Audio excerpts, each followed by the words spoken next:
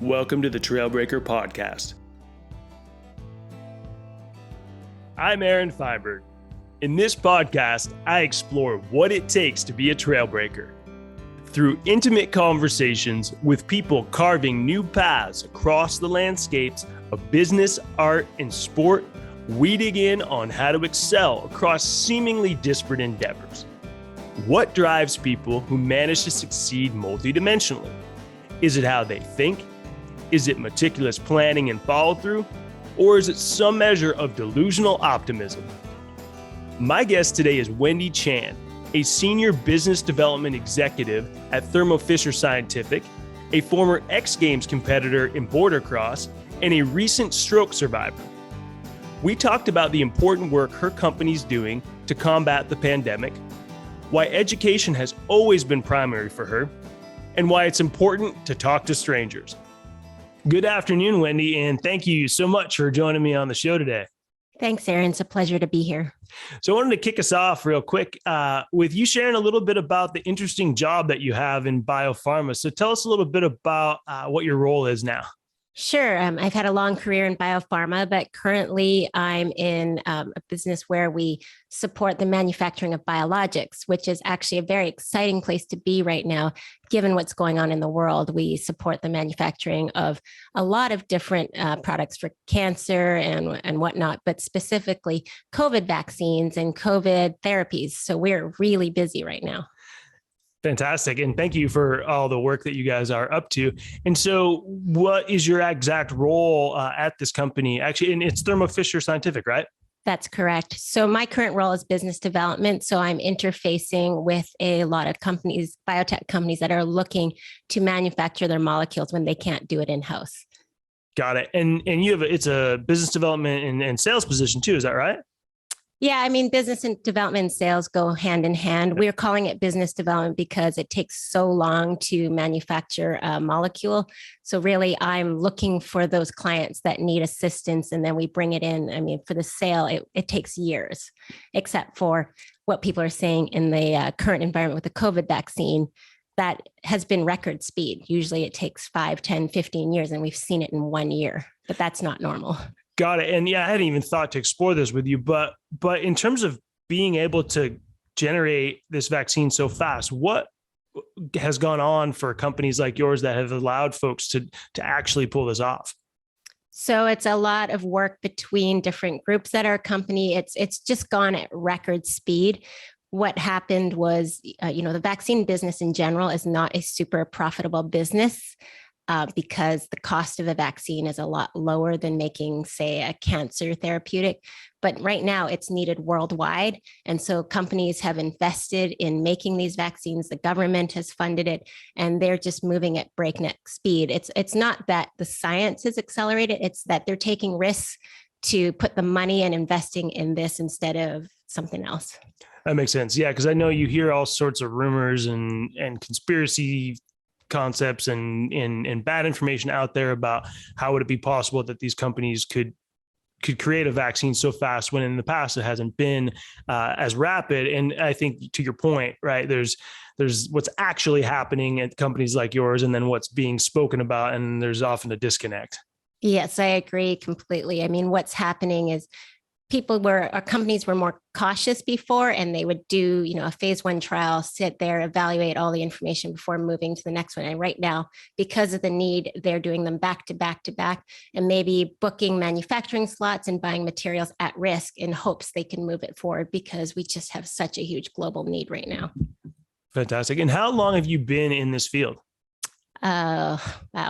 I don't want to date myself, but I've been in biotech since graduating college. So 20 years, specifically in what we call the contract manufacturing organization services. It's been 3 fun-filled and fast-paced months. But prior to this, I was in what we call bioproduction, which was supporting clients who were making their products, so providing materials for them to manufacture themselves. Fantastic. So what did you study in college? It's a mouthful. I have a degree in cellular, molecular, and microbial biology. It's really a concentration in molecular and microbial biology. Fantastic. And like all the guests on the show, right, you are this multidimensional person who does succeed across a lot of different parts of life. And so I wanted to start us off with the work you're doing because it is so timely and important. And also you have this whole other side to you. So you grew up in Canada and you had a snowboarding career, and I'd love to hear a little bit about that because you were kind of on the bleeding edge of a few things, and ran with a lot of snowboarders who are now pro or went to the Olympics, et cetera. So tell me a little bit about what it was like when you were younger, snowboarding around BC and anywhere else. So it's funny. I was younger, but I wasn't young. Growing up with an immigrant family, there was a lot of focus on education and things like music and math and Chinese school.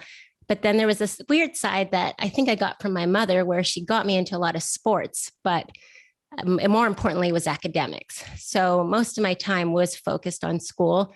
There was always the goal of becoming a doctor or a lawyer because that's what every good Chinese kid does, and play the piano. So I did some of that. I played the piano for 11 long years. I did International Baccalaureate in high school, which is really a program for nerds, and then went straight into what we call pre-med.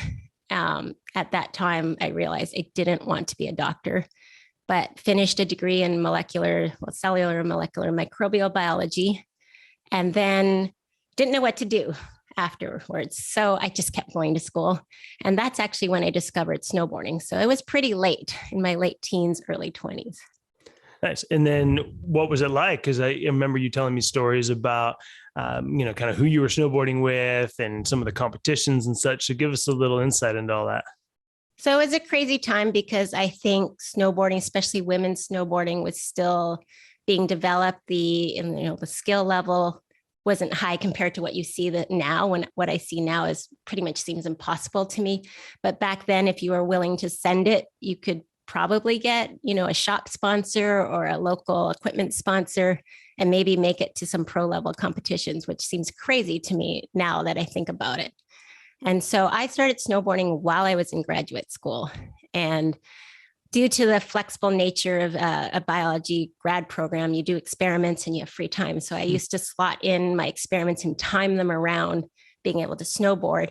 I lived in Calgary at the time, so fortunately the mountains are pretty close, but I have memories of running off to the mountains and then coming back in my snowboard gear, running into the lab and trying to do experiments, and sometimes just sweating buckets because I had time points to meet, but I was wearing my snowboard pants. It's awesome. And did you actually go and compete? I did. So I was ambitious. I could barely snowboard, and I already was like, I'm going to enter local competitions.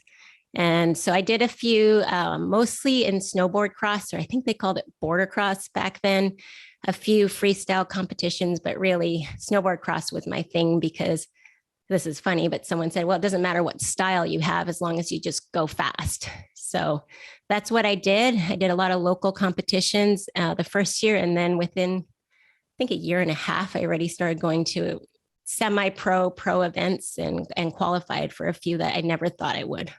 That's so awesome to balance the brain, the body, and to be willing to jump right in and go after something, when there's no sort of roadmap for it. And so how far did you take it? Well, the biggest event I made it to was the Winter X Games in Aspen. I went for 2 years, but I would say it was a very overwhelming experience. I felt a little bit out of my league, but there were people there that I had competed with or against at other competitions. And what years were those? 2001, 2002. All right. Those are my third and fourth year in Jackson Hole. So I wonder if some of my friends from Jackson had come down to compete against you. And obviously we met when I moved to San Francisco a couple of years later, but awesome. And then now what role does it have in your life? I mean, I think it's always made me competitive and very competitive in anything I do. So I've transitioned into other sports. For a while, I played ultimate Frisbee. I guess we call it ultimate now, at a very high level, very competitively. I decided, since I lived in California, I needed to be a surfer. So I surf a lot, definitely not competitively, but I do push myself pretty hard. And I would have never guessed when I started surfing that I would be out in some of the waves I'm in now. Or maybe a few years ago, I probably did more, but still beyond limits that I ever thought I would reach. And excuse me, now I'm coughing. And I did have a COVID test and I'm negative. So thank you for joining me live and in the home office. Excuse me. Yeah, it's you even had a little small part in the local women's surf movie, right? It's a very small part. I think you might see my name in the trailer and a flash of me. But I will say I was in one of the early trailers, but I didn't make it to the final cut. Oh no, you got axed. I did. Fair enough. And so where are your favorite places to surf? I mean, I say Ocean Beach. I don't know if it's a favorite, and we all have a love-hate relationship with it because sometimes Ocean Beach is just so mean to you, and sometimes it's so rewarding. That's where I live, and so I'm very familiar with it. I would say I'm comfortable with it, but really we got to talk about what size it is. Like this week, not comfortable, but head high, a little bit overhead, pretty comfortable. So is it my favorite place? It's my home break. It's home. Yep. Other places, I've actually traveled a lot and managed to see a lot of the world surfing. One place I loved was Nias in Indonesia. I also have a soft spot for Tofino, British Columbia, because I'm from Vancouver. But I think I love it more for how beautiful and how different it is compared to other places I've been.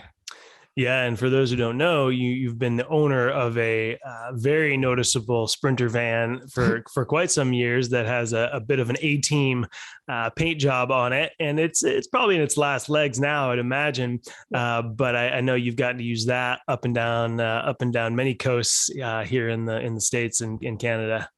Yeah, the Sprinter van, we called it Jean-Claude Dam Van, Jean-Claude for short. It has been a lot of places. It's very noticeable. I can't really go anywhere between here and Santa Cruz without someone I know seeing it and saying, oh, how is the surf there? It's been down to Central Baja 3 times. Actually, I'm kind of shocked it made it the last time. It's been all the way to Tofino along the Oregon coast and countless times close to home. But sadly, it may be on its last legs.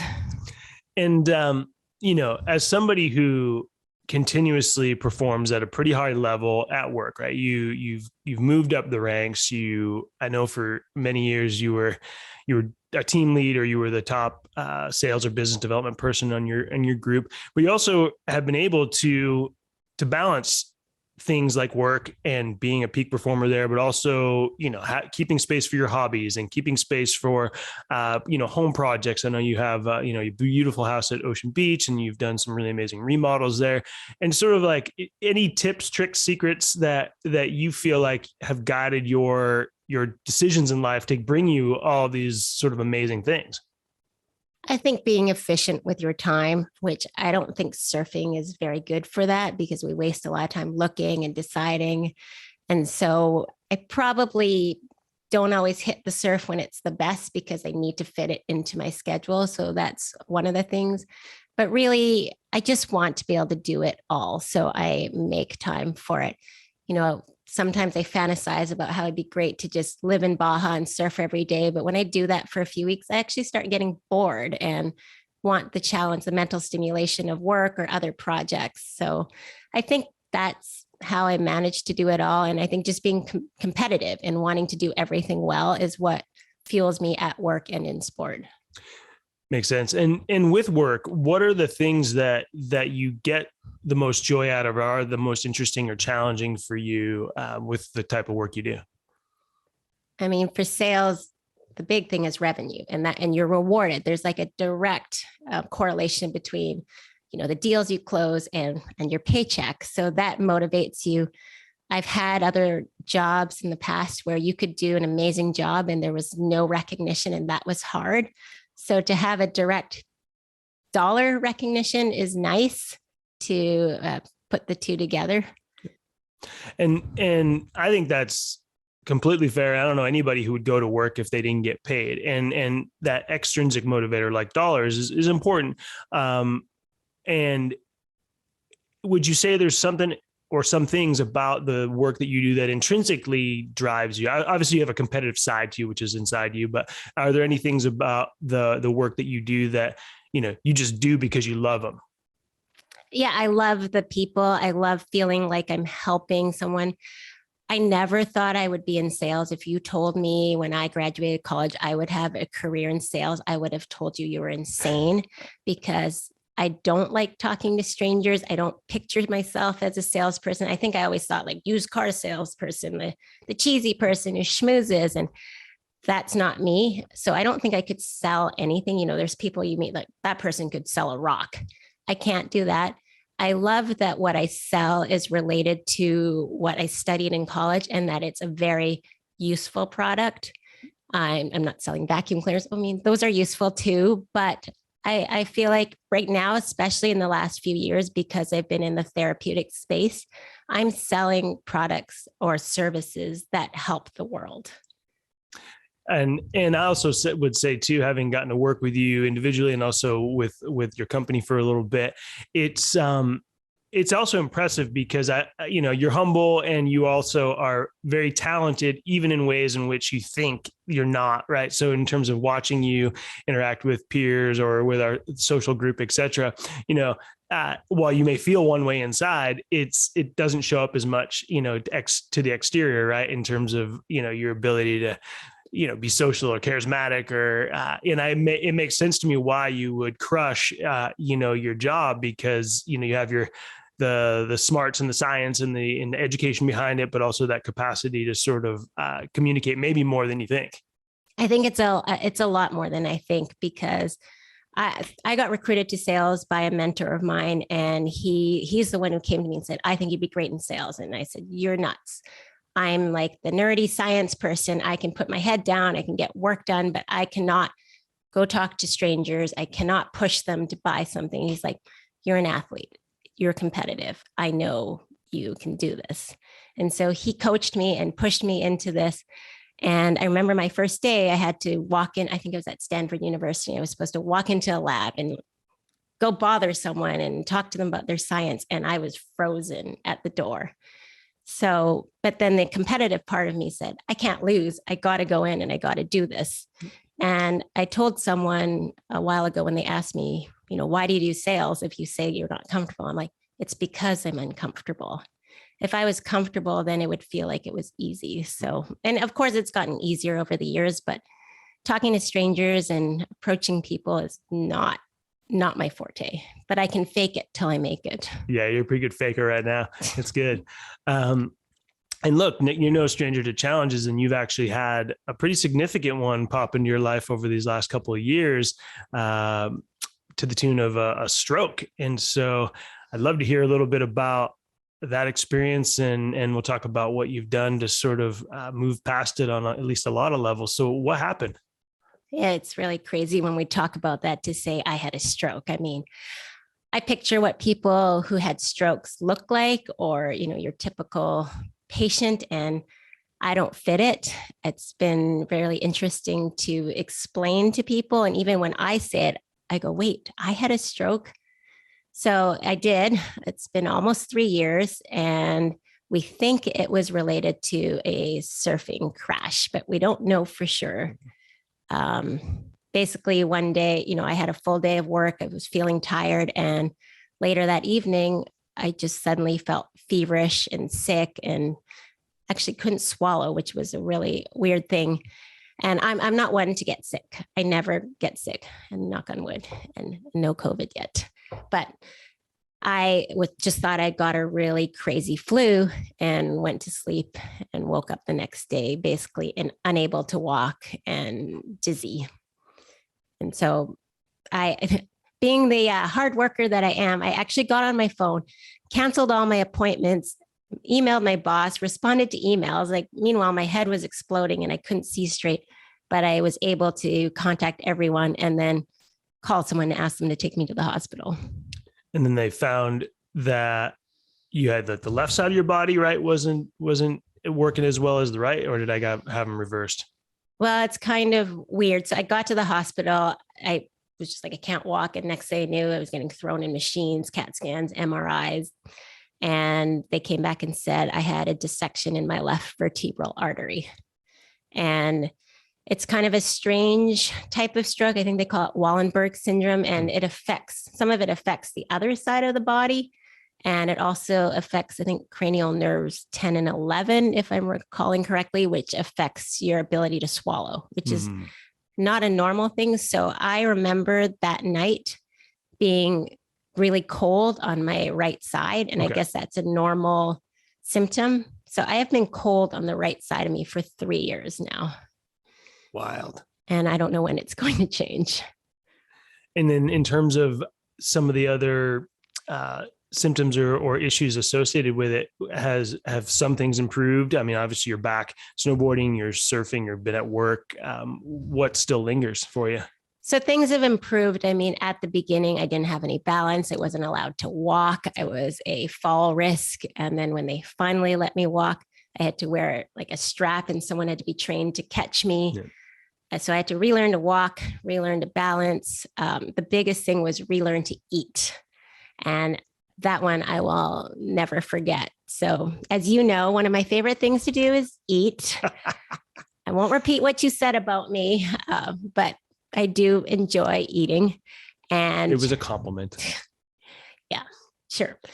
But I couldn't swallow. I couldn't swallow anything for over a month. So if you think about something you've never, ever had a problem with, and suddenly it's taken away, it's almost like saying you can't breathe. It was an interesting experience. And I remember the one thing we wrote on the board, my goal was to eat a cheeseburger. And they said, we don't know when you're going to be able to do that again. When did you do it? So being competitive and being really focused on getting that back, it was actually only a month. But they told me it could be months. They didn't know. And at first they stuck this tube down my nose so they could feed me that way. Not pleasant. But I actually heard that that's a Hollywood diet if you want to lose weight quickly. Oh, good Lord. They stick the tube down. Like people do this before like their weddings and stuff. And then they just feed you, I don't know, a keto diet. I don't know anything about diets because I'm not a dieter. But they do that for like 7 days and lose like a ton of weight. Unbelievable. But yeah, you know what? Not recommended. No, but they can also do it long-term because it's really uncomfortable to have a tube down your nose. I bet. But, knowing the Wendy Chan that I know, if there's anything going to get you pushing down the line, it's a cheeseburger. I can tell you that cheeseburger was pretty damn good. Amazing. So you are more or less doing everything. Is that right? Or are you still holding back on certain activities? Well, I think I'm more careful now, and I don't know if it's stroke related or finally getting wiser. Yeah. So it's hard to say. I mean, I still surf decent sized waves. I still snowboard a lot. I don't, huck off jumps like I used to snowboarding, but I think that stopped a long time ago. Right. Surfing, probably a little more cautious, but I'm still out there on some decent sized days. Yes, you are. And I'm definitely eating everything in sight. I had a friend say for New Year's, do you want to do a cleanse? And I said, look, I couldn't eat for a month. There is no way I will ever restrict my eating. The other thing I don't do much of anymore is drink, but it was mostly because my head was exploding for a month. So the thought of a hangover, I don't want to do it. I mean, I'll have a glass of wine here and there, but also I think as we get older, everyone's slowing down on their alcohol intake, which is probably a good thing. Yeah, coming from places that are mountain towns or that are or surf places, there's I think there's the adrenaline rush that comes with whatever you're doing during the day, and then there's that offloading that usually involves a couple of drinks or a bunch of drinks or a lot of drinks. Yeah. So. Yeah, I've probably been in sports that encourage drinking, and it's probably time to stop. I mean, I know I competed in snowboarding. There was a lot of beer sponsors or Red Bull sponsors for events. I remember doing an event, a local event called the Season Ender Bender a long time ago, where you were supposed to shotgun a beer in the start gate and then do the course. And of course, as you advance to each round, there's more beer, and I'm a lightweight. So those kind of things are not happening ever again for me. Well, I'm not going to post it on this podcast, but I do have an embarrassing video of myself about 2 birthdays ago where my neighbor and I decided we would shotgun a beer on my birthday, except we completely forgot the order of operations. So there is video that his wife took of us completely soaking ourselves from chin to shoes while we are clowning around trying to pop open Coors Lights. We eventually figured it out and impressed ourselves with actually being able to do it, but we look like a hot mess for most of that video. Yeah, I think we're probably getting too old for that. I bet you've done the shot ski as well. Mm-hmm. That doesn't work so well for me because usually I'm shorter and I'm on the short end, so it just gets dumped on me. Those activities definitely have slowed down. So I'm more civilized. A glass of wine with dinner is about as crazy as I get. That's all right. You're still pushing along better than most. So anything fun coming up for you, either on the work side of things or life and adventure? And I guess also too, is there a new van that will be showing up in your life anytime soon? So work, I mean, with COVID, everything's shut down. I was supposed to travel next week, but it's virtual and I get to start at 5 a.m. Yep. to line up the global time. So that's not fun. A fun thing coming up, if nothing gets shut down, is I'm going to Canada on a cat snowboarding trip. It's a little reward that I'm giving myself and my friends. So the reason this came about, I've talked about it for a long time. It's on my bucket list. But also with work, we get rewarded for good performance. We have something called President's Club, and I won last year. And because of COVID, there was no trip. It was supposed to be in Greece at the Four Seasons. It would have been amazing. But instead, they gave us some money. And usually the responsible part of me would just stick it in the bank and forget about it. But I decided I need to treat myself. So I'm taking myself and my boyfriend and my sister and her husband on this trip. I didn't know that Juan and your sister and husband are going. That's fantastic. Yeah, we've got a good group. I have some friends from Canada and then from back home in Calgary, my sister and some of her friends. So we've got a really good crew. You keep working, get to that President's Club, Wendy. I want on the next trip. I know. It's really hard to win. I've come close. It's actually my second time, but I've had a very long sales career. So we'll see if it happens again in this lifetime. Nice. And in a non-COVID year. And I know that, watching the transformation of your house is, there's been all sorts of fun projects. There's a little back office now. It's a sauna or a hot tub or both? So the sauna just arrived this week and we assembled it the other day. It's not operational yet.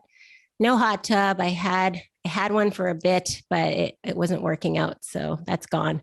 Okay. But we're trying to open up the surf spa for Ocean Beach. And I'm really looking forward to it. I mean, it's already great. I've started biking to the beach and I can come home and straighten my wetsuit. And now soon the sauna, the outdoor shower.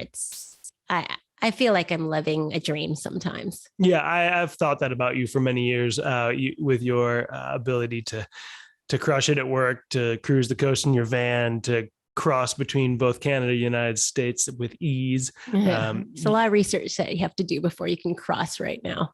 Totally. Well, look, Wendy, I think, I'm glad that you've rebounded from that stroke. For the most part, you're off doing the things you love. You continue to crush it at work, and in the work that you and your companies are doing is really helping us. So all the best. Enjoy that fantastic trip that you earned. And I hope the rest of 2022 is amazing. Yeah, I hope 2022 is better than the last few. I mean, I have to say the last few years have been great for me personally, but for the world, I hope everything gets better. Thanks for having me. All right. Enjoy the rest of your day. Thank you. The Trailbreaker podcast is created by Aaron Feinberg with production support provided by Michael Morey. More interviews and videos can be found at aaronfeinberg.com.